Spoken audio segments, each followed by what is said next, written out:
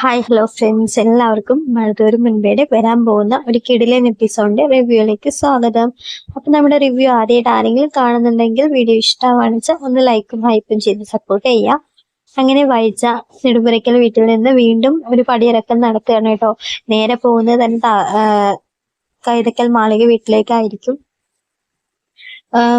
അലീനയോട് വളരെ ദേഷ്യപ്പെട്ടു, വീട്ടുകാരോടും അവിടെയുള്ള തന്റെ മക്കളോടും ഒക്കെ ദേഷ്യപ്പെട്ടിട്ടാണ് വൈജയന്തി ആ പടി ഇറങ്ങുന്നത് കേട്ടോ.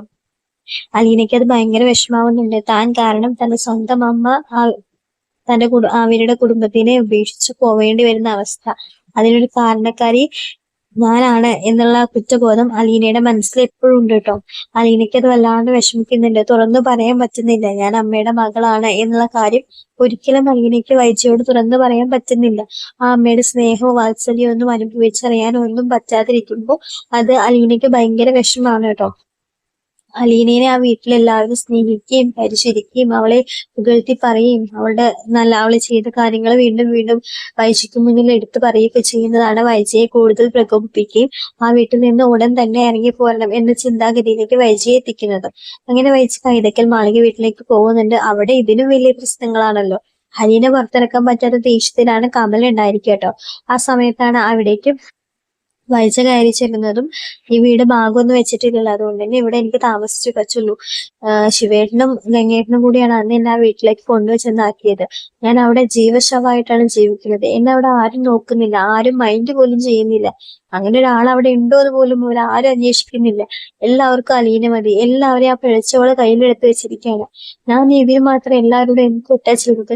എന്നിട്ട് അതൊന്നും മനസ്സിലാക്കാതെ എന്റെ ആങ്ങളമാരെ എന്റെ കൂടെ നിൽക്കാതെ എന്നെ ആ വീട്ടിൽ വലിച്ചെറിഞ്ഞിട്ട് പോയതാണ്. പിന്നെ അവിടെ ആരെങ്കിലും വന്നൊന്ന് അന്വേഷിച്ചോ? ഞാൻ എങ്ങനെയാണ് എന്റെ അസുഖം ഭേദായോ, എനിക്ക് വേണ്ടതൊക്കെ അവര് ചെയ്തു തരുന്നുണ്ടോ എന്നൊന്നും ഒന്ന് അന്വേഷിക്കാനോ എന്നെ ഒന്ന് തിരിഞ്ഞു നോക്കാനോ ആരും തയ്യാറായിട്ടില്ല. അപ്പൊ ഞാൻ എന്റെ വീട്ടിലേക്കല്ലേ തിരിച്ചു വരാം എന്നൊക്കെ കമലയോടും ശിവേട്ടനോടും പറയുന്നുണ്ട്. അപ്പൊ ശിവേട്ടൻ പറയുന്നുണ്ട്, നീ അതൊന്ന് മനസ്സിലാക്കി. എല്ലാവരും അലീനയെ സ്നേഹിക്കുകയും അവള് കാരണം എല്ലാവർക്കും നല്ലതേ ഉണ്ടായിട്ടുള്ളൂ. അതുകൊണ്ടല്ലേ എല്ലാവരും അവളെ സ്നേഹിക്കുന്നത്. അപ്പൊ നിനക്ക് അവളെ മനസ്സിലാക്കിക്കൂടെ? കുറച്ചൊക്കെ മനസ്സിലാക്കി. അവള് നല്ല കുട്ടിയാണ്, അവള് നിന്നെ നന്നായി നോക്കല്ലോ. ബാലചന്ദ്രനെയും രോഹിത്തിനെയും ഒക്കെ നോക്കി പരിചരിച്ച് അവരെ നല്ല രീതിക്ക് കൊണ്ട് നടക്കുകയും ചെയ്യുന്നത് അലീനയല്ലേ. നിന്നെ നോക്കാനേ അവൾക്ക് പറ്റും. പക്ഷെ നിനക്ക് അവളെ പിടിക്കാത്തത് കൊണ്ട് ഞങ്ങൾ എന്ത് ചെയ്യാനാ? നിന്റെ അല്ലെങ്കിൽ എനിക്ക് 100 വട്ടം പ്രശ്നങ്ങളാണ് വായിച്ചത് എന്ന് നിനക്കറിയാലോ. അതിന്റെ ഇടയിൽ നിന്റെ ഈ പ്രശ്നം കൂടി തലയിൽ കയറ്റി വെക്കാൻ എനിക്ക് പറ്റില്ല എന്നൊക്കെ ശിവേട്ടൻ പറയുന്നുണ്ട് കേട്ടോ. കമലയാണെന്ന് ഒന്നും പറയുന്നില്ല, മുഖം ഒറ്റ നിൽക്കുകയായി കേട്ടോ. അപ്പൊ വൈജു പറയുന്നുണ്ട്, ഞാനായിട്ട് ഉണ്ടാക്കിയ കല്യാണമൊന്നും അല്ല ഇത്. നിങ്ങളാണ് ബാലചന്ദ്രനെ എന്റെ തലയിൽ കെട്ടിവെച്ചത്. അപ്പൊ ഇതിനുള്ള പരിഹാരം നിങ്ങൾ തന്നെ ഉണ്ടാക്കണം. ഞാൻ ആർക്കും ഒരു ശല്യം ഉണ്ടാക്കാതെ വാടക വീട്ടിലേക്ക് പോകാൻ നിന്നിരുന്നതല്ലേ. അപ്പൊ എന്നെ വലിച്ചിട്ട് കാറ് കയറ്റി ആ വീട്ടിലേക്ക് കൊണ്ടു തള്ളിയത് നിങ്ങൾ രണ്ടുപേരും അല്ലേ. അപ്പൊ ഇതിന് പരിഹാരം നിങ്ങൾ തന്നെ കണ്ടുപിടിക്കണം. അതുവരെ ഞാൻ ഈ വീട്ടിൽ ആ വീട്ടിൽ താമസിക്കുക. എന്റെ കാര്യങ്ങളൊക്കെ നിങ്ങൾ നോക്കണം. ഈ വീടെന്തായാലും ഭാഗമൊന്നും വെച്ചിട്ടില്ലല്ലോ എന്നൊക്കെ പറഞ്ഞ് തർക്കിക്കാൻ വൈജയന്തായ ഒരുമ്പെട്ട് ഇറങ്ങിയിരിക്കുന്നതാണ് കേട്ടോ. അങ്ങനെ വൈജു പറയുന്നുണ്ട്, എന്തായാലും ഞാൻ ഈ വീട്ടിൽ നിന്ന് ഇറങ്ങി പോകുന്ന ശിവേട്ടൻ വിചാരിക്കേണ്ട. എന്റെ കാര്യത്തിലൊരു തീരുമാനമാക്കാതെ ഞാൻ ഇവിടെ നിന്ന് പോവില്ല. ഞാൻ ഈ നെടുപുരയ്ക്ക് വീട്ടിലേക്ക് പോകണമെങ്കിൽ അവൾ അലീന ഉണ്ടായിരിക്കരുത്. അവളെ ഇറക്കി വിട്ടിട്ടല്ലാതെ ഞാൻ ആ വീടിന്റെ പടി ചവിട്ടില്ല. അല്ലെങ്കിൽ എനിക്ക് ഡിവോഴ്സ് വേണം. ഇതിലേതെങ്കിലും ഒന്ന് നിങ്ങൾ സാധിച്ചു തന്നേ പറ്റുള്ളൂ. അല്ലെങ്കിൽ ഇതൊന്നും ആയിരിക്കില്ല ഇനി ഞാൻ ചെയ്യാൻ പോകുന്നത് എന്ന് വൈജ ഒരു ഭീഷണി പോലെ ശിവേട്ടന് മുന്നിലേക്ക് വെച്ച് നീട്ടുന്നുണ്ട്. അപ്പൊ എന്ത് ചെയ്യണമെന്നറിയാതെ ശിവൻ ആകെ കുഴപ്പത്തിലാണ് കേട്ടോ. ഒരു വശത്ത് ഹരി, മറുവശത്ത് വൈജ, പിന്നെ കമല. ആകെപ്പാട് ചെകുത്താനും കടലിനും ഇടയിൽ എന്ന അവസ്ഥയിലായിരിക്കും കേട്ടോ ശിവേട്ടൻ ഉണ്ടായിരിക്കുക. ശിവേട്ടൻ ഇത് നേരെ വിളിച്ച് ഗംഗാധരനെ അറിയിക്കുന്നുണ്ട്. ഇങ്ങനെയാണ് ഗംഗയുടെ പ്രശ്നങ്ങളുടെ പോക്ക്, എനിക്ക് എന്ത് ചെയ്യണമെന്ന് അറിയില്ല. അലീന ആ വീട്ടിൽ നിന്ന് ഇറങ്ങി പോവാതെ വൈജു തിരിച്ച് ആ വീട്ടിലേക്ക് പോവില്ല. അലീനയെ ഇറക്കി വിടാൻ ബാലേന്ദ്രൻ സമ്മതിക്കില്ല. ഇനി അലീന പോയിട്ടില്ലെങ്കിൽ അടുത്ത വഴി എന്ന് പറയുന്നത് ഡിവോഴ്സ് ആണ്. അങ്ങനെ ഒരു ഡിവോഴ്സ് നമ്മള് മുൻകൈ എടുത്ത് നടത്തി കൊടുത്തു കഴിഞ്ഞാൽ നമ്മുടെ പെങ്ങളുടെ ജീവിതമാണ് അവിടെ നഷ്ടമാവുന്നത്. പിന്നെ വൈജ ചെയ്തു കൂട്ടിയതൊക്കെ ബാലചന്ദ്രനെ എല്ലാവരോടും തുറന്നു പറയും. അപ്പൊ നഷ്ടമാവുന്നത് കുടുംബത്തിന്റെ മാനം കൂടിയാണ്.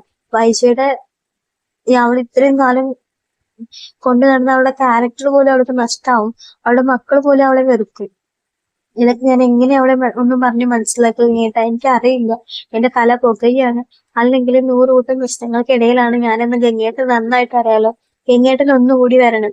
അവളെ കാര്യങ്ങൾ പറഞ്ഞ് മനസ്സിലാക്കണം.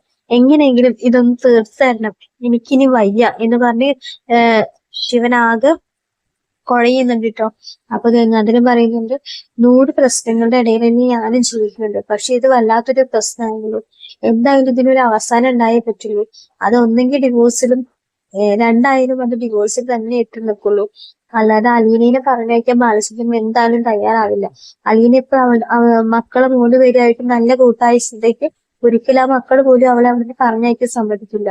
പിന്നൊരു വഴി എന്നുള്ളത് അവളുടെ അച്ഛനെ കണ്ട് അവളെ അച്ഛന്റെ കയ്യിൽ ഏൽപ്പിക്കുക എന്നുള്ളതാണ്. പക്ഷെ അതിനും ബാലചന്ദ്രൻ സമ്മതിക്കണ്ടേ എന്നത് ഗംഗാധരനും തിരിച്ചു പറയുന്നുണ്ട് കേട്ടോ. അപ്പൊ ശിവൻ പറയുന്നുണ്ട്, എന്തായാലും ഒന്നും എനിക്ക് അറിയില്ല, ഇങ്ങോട്ട് ഉടനെ തന്നെ വരണം, രാജീവിനെ ഞാൻ വിളിക്കാം എന്ന് പറഞ്ഞ് അവര് ഒരു നല്ല രീതിയിൽ സംഭാഷണം പൂർത്തീകരിച്ച് ഫോൺ വയ്ക്കുന്നുണ്ട് കേട്ടോ. അപ്പോഴും എന്ത് ചെയ്യണമെന്ന് അറിയാതെ വായിച്ച ആകെ അങ്കലാപ്പിലാണ് കേട്ടോ. അങ്ങനെയാണ് ആ പെട്ടി സാധനങ്ങൾക്ക് ആ മുറിയിലൊക്കെ കൊണ്ടുവച്ച ഒരു കോഫിയൊക്കെ കുടിച്ചു കഴിഞ്ഞ് വായിച്ച നേരെ പോകുന്നത് തന്റെ അമ്മേനെ കാണാനാണ് കേട്ടോ. അമ്മ അടച്ച എല്ലാ സത്യങ്ങളും മനസ്സിലാക്കിയിട്ടാണ് ആ കിടക്കയിൽ കിടക്കുന്നത്. തന്റെ കുടുംബത്തിൽ സംഭവിക്കുന്നതും തങ്ങളെ ചെയ്തു വെച്ച കാര്യങ്ങളും എല്ലാം വിങ്ങി വിങ്ങി ഒരു കുറ്റബോധം പേറിക്കൊണ്ടാണ് മുത്തശ്ശി ദിവസം ആ ബെഡിൽ കിടക്കുന്നത് കേട്ടോ. തന്നെ ഇത്രയും കാലം പരിചരിച്ചത് തന്റെ കൊച്ചുമോളാണ് എന്നുള്ള ഒരു സത്യാവസ്ഥ കൂടി വൈജയുടെ അമ്മ മനസ്സിലാക്കി കഴിഞ്ഞിട്ടുണ്ട് കേട്ടോ. ആ സത്യാവസ്ഥ വൈജയോട് ഗതികേടുകൊണ്ട് മുത്തശ്ശി വൈജയുടെ അമ്മ തുറന്നു പറയുന്ന ഒരു റിവ്യൂ ആണ് കേട്ടോ. അതിലേക്കാണ് നമ്മുടെ റിവ്യൂ പോകുന്നത്. അങ്ങനെ വേറെ ഒരു വഴിയില്ല. ഇവളെ കണ്ടതും വൈജയനെ കണ്ടതും അമ്മ ചോദിക്കുന്നില്ല, നീ എന്താ ഒരു മുന്നറിയിപ്പില്ലാതെ പെട്ടെന്ന് വന്നിട്ട് മക്കൾക്കെല്ലാം സുഖമല്ലേ, നിനക്കിപ്പോ എങ്ങനെയുണ്ട്, നിനക്ക് നടക്കാനൊക്കെ പറ്റുന്നുണ്ടോ എന്നൊക്കെ ഉള്ള വിവരാന്വേഷണങ്ങളൊക്കെ നടത്തുന്നുണ്ടോ. പക്ഷെ അതൊന്നും വൈജയ്ക്ക് തീരെ പിടിക്കുന്നില്ല. വൈജ പറയുന്നുണ്ട്, എനിക്ക് എന്ത് വരാനാ അമ്മ, ഇതിൽ കൂടുതൽ എനിക്കൊന്നും വരാനില്ല. ഉണ്ടായിരുന്ന ആരോഗ്യം പോയി കിട്ടി, ഉണ്ടായിരുന്ന കുടുംബം പോയി കിട്ടി, പിന്നെ ഉണ്ടായിരുന്നത് മക്കളായിരുന്നു. ഇപ്പൊ മക്കൾക്ക് എന്നെ വേണ്ട, എന്നെ ആർക്കും വേണ്ട. ഈ വീട്ടിൽ കൂടി ഞാനൊരു വലിഞ്ഞു കയറി വന്നവളായി. എന്നെ സഹായിക്കാനോ എന്റെ കാര്യങ്ങൾ മനസ്സിലാക്കാനോ എന്നെ മനസ്സിലാക്കാനോ ആരുമില്ല. നിങ്ങളെല്ലാവരും കൂടി കല്യാണം കഴിപ്പിച്ചിട്ട് വിട്ട ആൾക്ക് ഇപ്പൊ എന്നെ വേണ്ടേ വേണ്ട. എല്ലാവർക്കും വേണ്ടത് അലീനേനെ, ആ ഒരുമ്പെട്ടവളെ മതി എല്ലാവർക്കും.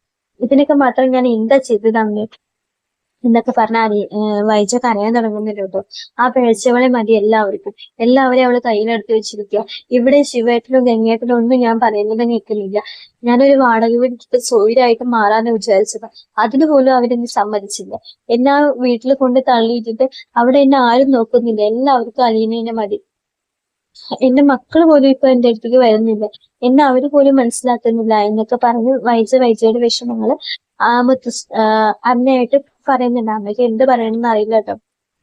കൊറേ പറയുന്നുണ്ട് ഇനി അലീന ആ ഒരുമ്പെട്ടവിടെ ആ വീട്ടിൽ നിന്ന് ഇറങ്ങി പോവാനും ഞാൻ ആ നെടുമ്പരക്കൽ വീട്ടിലേക്ക് കാല് കുത്തില്ല.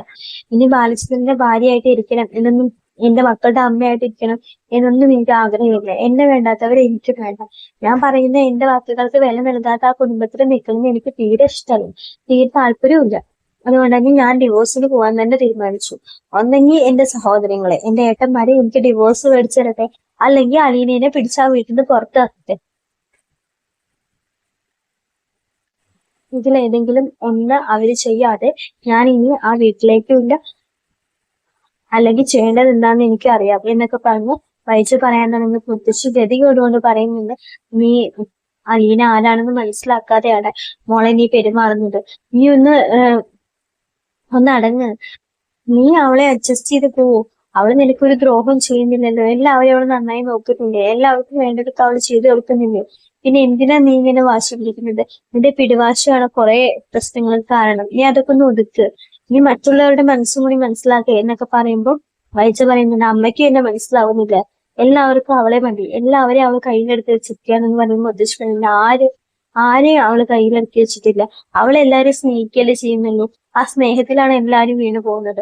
നീ എല്ലാരും സ്നേഹിക്കും, അപ്പൊ നിന്നെ എല്ലാവരും തിരിച്ചു സ്നേഹിക്കും. അല്ലാതെ നീ അങ്ങോട്ട് എല്ലാവരെയും കുറ്റപ്പെടുത്തിയും അവഗണിക്കുകയും അവഹേളിക്കുകയൊക്കെ ചെയ്തു കഴിഞ്ഞാൽ നിനക്കും അതൊക്കെ തിരിച്ചു തരുള്ളൂ. നിന്റെ മക്കളെയൊക്കെ നീ ചീത്ത പറയും കുറ്റപ്പെടുത്തിയല്ലേ ചെയ്തിട്ടുള്ളൂ. അപ്പൊ അവരെ ഇടുന്ന് നിനക്ക് അതേ കിട്ടുള്ളൂ. അതിന് നീ വിഷമിച്ചിട്ട് കാര്യമില്ല. നീ അവരെ സ്നേഹിക്ക്, അവർക്ക് വേണ്ടതൊക്കെ ചെയ്തു കൊടുക്ക്, അവരെ ആത്മാർത്ഥമായിട്ട് അവരുടെ കൂടെ നിന്ന് നോക്ക്, അവര് നിന്റെ കൂടെ നിൽക്കും എന്നൊക്കെ അമ്മ പറയുന്നുണ്ട്. അപ്പൊ അമ്മ വൈജ പറയുന്നുണ്ട്, എനിക്കറിയാം എന്റെ മക്കളോട് എങ്ങനെ പെരുമാറണം എന്നൊന്നും. അതൊന്നും അമ്മ പഠിപ്പിച്ചു തരില്ല. എന്റെ ആവശ്യം നിങ്ങൾക്ക് നിറവേറ്റി തരാൻ പറ്റൂ, അമ്മയ്ക്ക് ഗംഗേട്ടനോടും ശിവേട്ടനോടും പറഞ്ഞാൽ അത് ചെയ്തു തരാൻ പറ്റൂ എന്ന് മാത്രം പറഞ്ഞ അലി പറയുമ്പോൾ മുത്തശ്ശി പറയുന്നുണ്ടോ, എനിക്ക് പറ്റില്ല. ഈ ഡിവോഴ്സും അലീനെ പുറത്താക്കുക രണ്ടും ഒരേപോലെ തന്നെയാണ്.